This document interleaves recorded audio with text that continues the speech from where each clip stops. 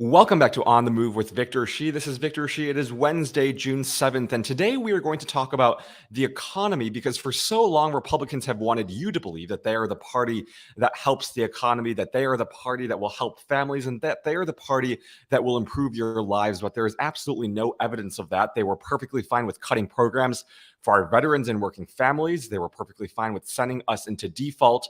And on the other hand, you're seeing historic job creation, record low unemployment under President Biden. You're seeing Democrats with real policies that would help American families. And it's time that we stop allowing Republicans act like they are the ones that are strong for the economy, because it's just not true. And joining me to talk about all of this and more is Representative Khanna from the great state of California. Representative Khanna, it is so great to see you. Thank you so much for being back with me this morning. Thank you, Victor. Very grateful. So you recently had this great ad, which you detailed that it's really the Democratic Party that built the industrial base of America under FDR's leadership and kind of the economy as we know it. Can you talk more about that part of American history that maybe some people don't know about? Sure. Well, there is a straight line that runs from Hamilton to Lincoln to FDR, and that is that the government needs to partner with the private sector and business to industrialize America.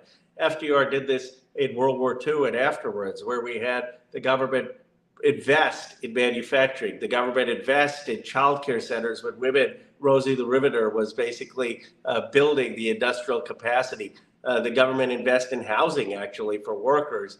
And this partnership of investment with the private sector is what led to so much of the modern industry in America. President Biden is continuing on this tradition. I am so proud of the CHIPS and Science Act that I helped draft with the Endless Frontiers and worked with Senator Schumer. That passed, and that has led to semiconductor manufacturing coming back to the United States.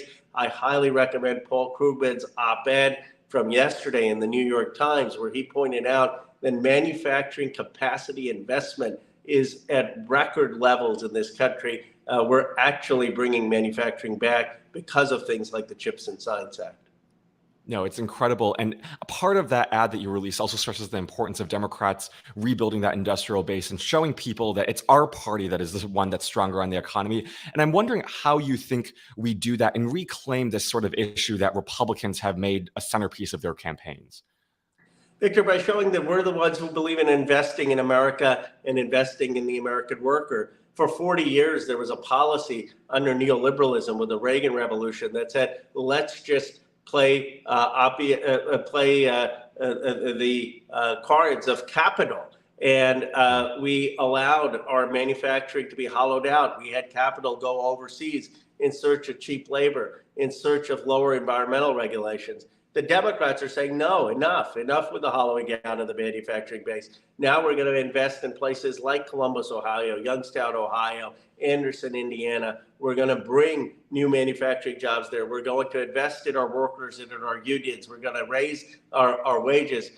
Instead of just being for the capital class, we're going to be for the working and middle class.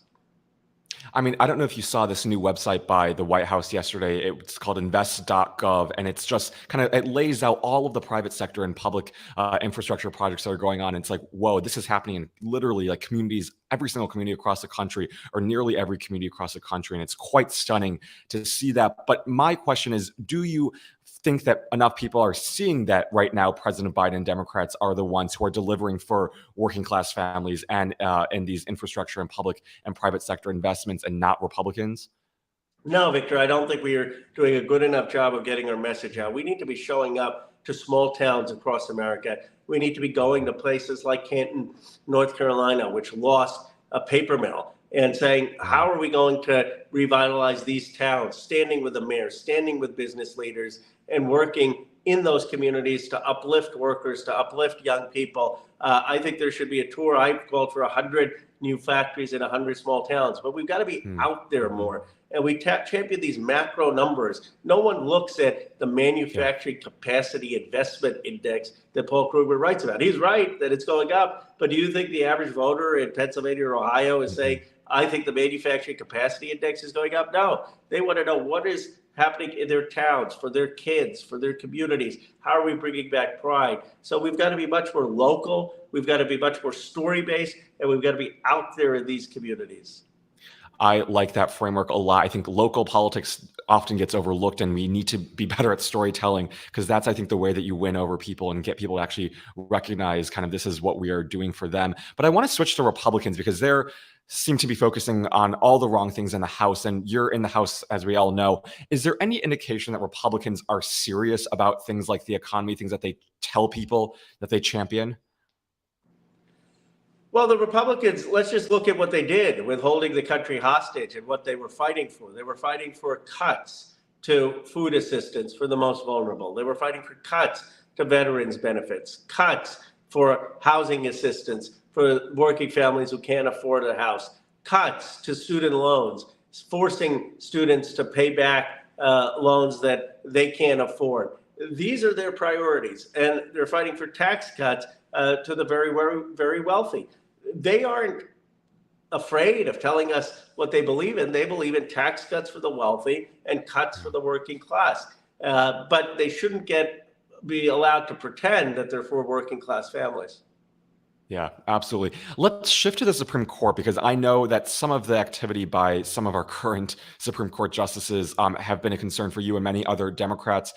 What do you make of some of the revelations against Clarence Thomas and this rightward shift on the Supreme Court? And what can Congress do about it, if anything? Victor, we need to run in 2024 on a simple proposition: term limits for Supreme Court justices. It polls off the charts. Democrats are for it, Republicans are for it, independents are for it. They don't like the current court and what's going on the ethics things. The solution is term limits. The president should run on it. Joe Kennedy and I had introduced a bill years ago. We need to get support for that. Beyond that, we need to have hearings about the allegations of impropriety. I mean, you can't, if I so much as have a lunch with someone who offers to pay my lunch, I don't do that because of all the paperwork I have to fill out. And most members of Congress, frankly, Democrats and Republicans, are like that. I don't understand how the Supreme Court has different rules. How can you have someone buying you vacations and buying you houses and not have to disclose that? So we need to have hearings, and we need to have an ethics code of conduct.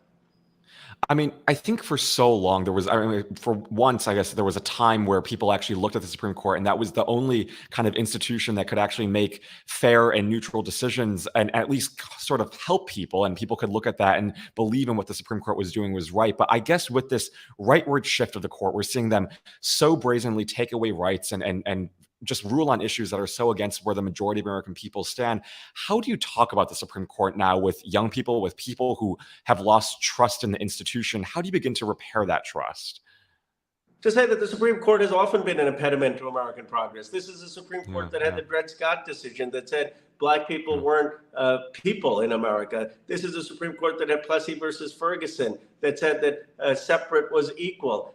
We just have a mythical view of the Supreme Court because for a few years with the Warren Court, they did well. But the Supreme Court has blocked progress in America more than helped progress. And we need to say that this court has a crisis of legitimacy, that this court is deeply out of touch with the American people, that many of the people are political hacks who are serving there, not some distinguished jurists. And the president and Congress needs to call out the court, just like Lincoln called out the Dred Scott court, just like FDR called out the Lochner court, and convince the American public that they need to mobilize against a court that is really striking down things that have popular support.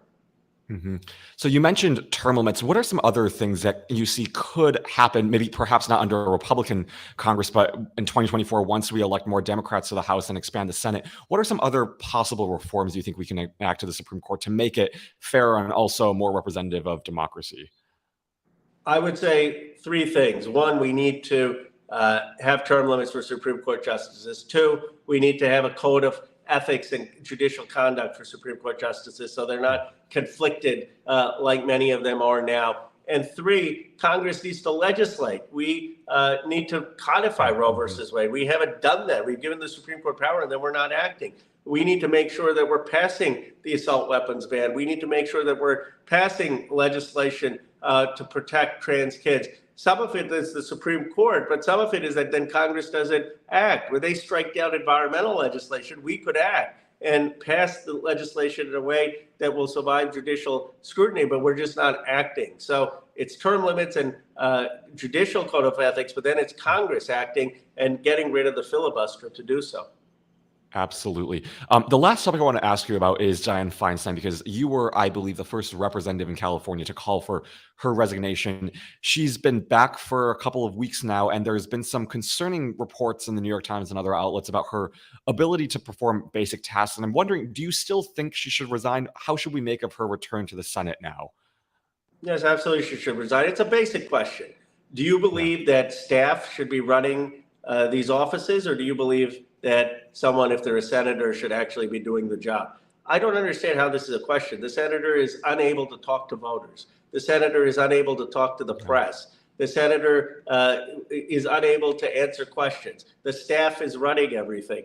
It is offensive to many Yeah. Californians. And we need to have the courage to state the truth and not just be caught up in partisan politics. I mean, let's be clear here. This is not about her gender. I think she's lived such a remarkable career. It's just her about her basic capacity to serve. What do you think kind of is the way forward then? What are the conversations that you think need to be had? Are you optimistic that she's going to listen and offer resignation? Well, she certainly won't listen to people like me, and even I've heard the Yeah. governor can't get through to her. Yeah. So the question is, who are the people who are still talking to her? And they need to have a loving conversation with her about having dignity and doing things. Yeah. I don't know some of the elected officials who can talk to her need to have that conversation with her. But at the very least, we need to ask, why is she not obligated to answer questions from voters and the press? I mean, that's sort of the Yeah. basics of the job. Yeah, and until she does that, and until she hopefully resigns, it seems like we are going to have her. But that's also why 2024 is so important, because we can elect someone who is going to represent California well. And I want to ask you about that as the last question: is what do you make of the Senate race happening in California, and who you think should be elected? Well, there are three great candidates. They're all colleagues of mine. I am for Barbara Lee, and the reason I'm for Barbara Lee is because of her principled opposition to getting into endless wars. I think she would bring that perspective to the Senate. But I have a lot of respect for all three candidates, and California would be well served by Yeah. any of them. That's the most difficult part, is that all three are amazing, but I love Barbara Lee as well. Representative Khanna, thank you all for all that you do, and thank you so much for joining me this morning. Thank you, Victor. Thank you for your activism and voice. Thanks so much.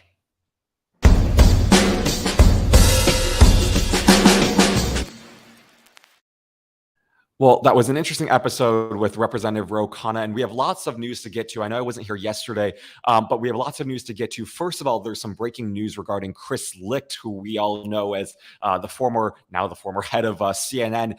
He has left the network, or reports are that he will be leaving the network very, very soon.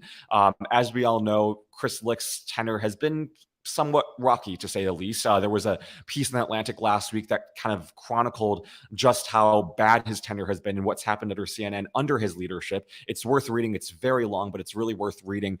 And just as a reminder, I mean, he's gotten rid of some of the best journalists and anchors out there, people like John Harwood, for covering President Biden and covering President Trump as they should be covered. You have people like Brian Stelter, who was the only anchor on air to cover the media, to offer that really interesting perspective. Both of them have been gone for quite some time. He's given, as we all know, a free platform to Donald Trump and other far-right candidates without any real-time vigorous fact-checking. This is someone who I think has failed our democracy, who has failed us, because he's put ratings and other things over just facts and also just democracy. And so I think now with Chris Licht gone, it's going to take a while to repair that trust. I won't be watching CNN until that happens, but it's some good news. And I know for a lot of people, Brian Stelter has had some really interesting reporting about all of this, basically saying no one at CNN takes pride or joy in this decision. It's actually quite a sad and somber tone there, that this is kind of the demise of the network right now. But we can only hope that CNN will learn from its past mistakes and will start to do something about it, because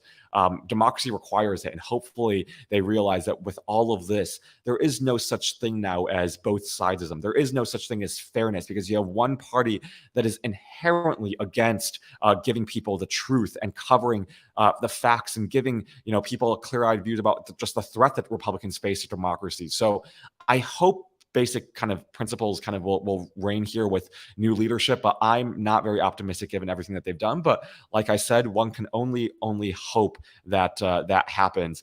Some other interesting news in the Republican race for president. This morning, Mike Pence threw his name in the ring. Yesterday, Chris Christie threw his name in the ring.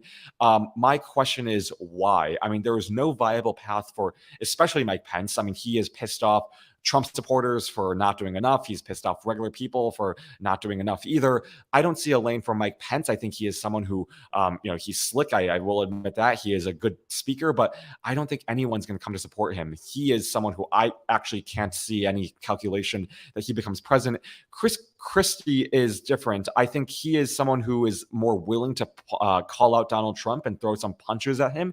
I think that's needed. I'm glad he's kind of waking up to that. But at the same time, I don't think he has any chance. And that begs the question of, why does he want you and me to believe that he doesn't support Donald Trump? We all know that come the nomination, after Donald Trump gets elected as the RNC chairman, as the RNC nominee, all the Republicans are going to coalesce around him and support him because they think that he is, better than Joe Biden. He wouldn't pose as big of a threat. So I think all of us know kind of the writing on the wall right now, but they want you and me to believe that they somehow still support Donald Trump after enabling him for years, especially Chris Christie. I mean, he spent up until 2021 basically still supporting Donald Trump and enabling him, helping him with debates, helping him with things. He gave him an A rating as president. This is someone who believes in his policies and who, even if he's elected president, would mark a danger for our country. So don't be fooled by what Chris Christie is trying to tell you. These aren't people who are any safer. They really still pose a threat to the well-being of our country, and none of us should buy into it. So Chris Christie, Mike Pence, anyone else who's running, I think you're going to have a very, very steep hill to climb in terms of trying to beat Donald Trump. And one other just kind of sad piece of news that I know we talk a lot about on the show is gun violence. Yesterday, 7 people were shot. So far, I think 2 or 3 people have lost their lives, and this is following a high school graduation in Richmond, Virginia. It was at a theater. It was at a graduation, and it's just kind of, again, when will this end? When will Republicans wake up to this? It's like students are traumatized by this. Young people are traumatized by this. They can't go to school. They can't go to graduation. They can't go to just basic things that young people should be able to go to without having to fear for their lives. And it's kind of re-emphasizing this need to elect people who will actually serve our lives. Republicans have proven time and time again that they won't. I don't think they're going to wake up. I don't think they're going to do it anytime soon. So it's up to all of us to do our part in 2024 and vote all of these people out, to pay attention, and again, to do our part to hopefully make a difference and elect people who will give a damn about our lives. Because until then, I don't think, given our current composition, anything will change. But one can only hope. And my thoughts go out to all of those. And my greatest hope is that we will start seeing something different from our elected officials. But I'm doubtful. But that's why all of us are important. We can't become numb to this. We cannot let this exhaust us. We have to keep fighting and keep our head in the game. It takes all of us, and 2024 is going to be that moment. So that's my kind of ending for you. I know it's sad, but we all have hope in this, and hope is action, and hope is, making sure that we do our part to create that change that we want. So thank you all for watching this episode with Representative Khanna. I hope you all enjoyed it. I have some great guests coming up for the rest of this week. Tomorrow will be former Senator Doug Jones. He will join me to talk about everything from the Southern strategy that Republicans have to take away our rights, how we push back against it, how we reclaim the Senate, expand the House. It'll be a great episode with Doug Jones, who offers a very fresh perspective. And then on Friday, we have rescheduled Anderson Clayton for Friday. If you don't know her yet, know her, because she is the first Gen Zer to lead a state Democratic Party, and she is on fire. So she will join me on Friday to talk about the things that state Democratic Party chairs can do to really kind of help Democrats win elections, and how all of us can get involved on the state and local level. There'll be some great episodes.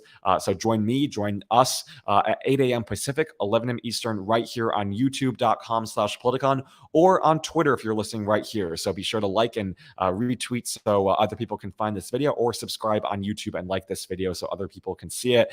Thank you all so much for, again, everything you do, and stay in the fight. I will see you all tomorrow. Have a great rest of your Wednesday.